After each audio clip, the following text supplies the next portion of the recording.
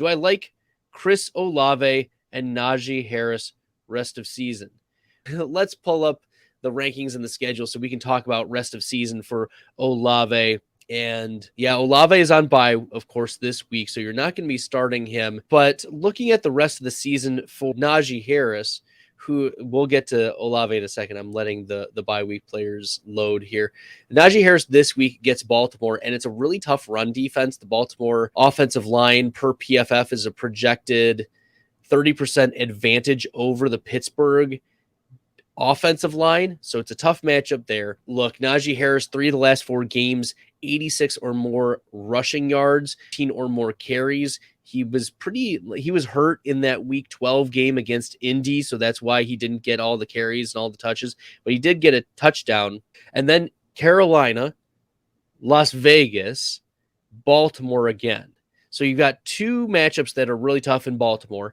And then Carolina, where maybe Baltimore gets out ahead, but I feel like that's just going to be a struggle bus game, right? It's going to, like, Lamar is going to be out. If you are new or if you like the answers that I'm giving, make sure you're hitting that red subscribe button. It really helps the channel. We expect for this Pittsburgh-Baltimore game, it's the lowest over-under game total on the week projected by DraftKings Sportsbook. I think it's 37.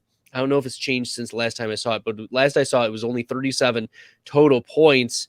So you don't anticipate Najee Harris getting a lot of run week 14, and then Lamar Jackson, we're expecting him to miss 2, 3, heck, a 4th week would get us back to that Pittsburgh-Baltimore game, and there's not a lot of optimism for the Pittsburgh Steelers to move the ball well against the Baltimore Ravens.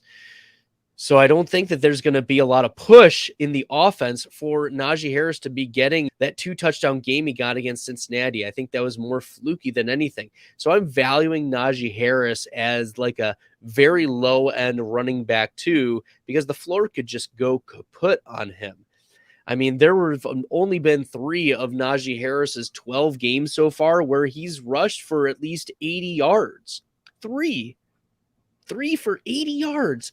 And he's been getting 15 carries, 18 carries, 17 carries, 20, 17. He's been getting the rush volume, maybe not as much as last year. So I think you're valuing him as a low-end running back too. His consensus for this week is running back 18.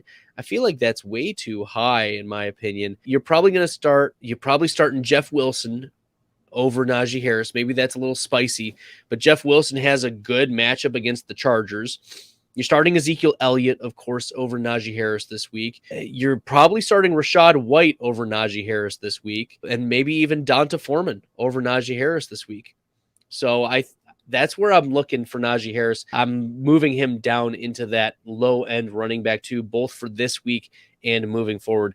And then talking about Chris Olave, rest of season. Olave has been one of the most impressive wide receivers. He's wide receiver 16 in total fantasy points for among all wide receivers. He's had a couple tough games against San Francisco and Tampa Bay. Wide receiver 42, wide receiver 41, but he still had 15 targets during those 2 games, so you have to be happy with the pass volume. He hasn't had double-digit targets since week 7, but in week 15 he gets Atlanta.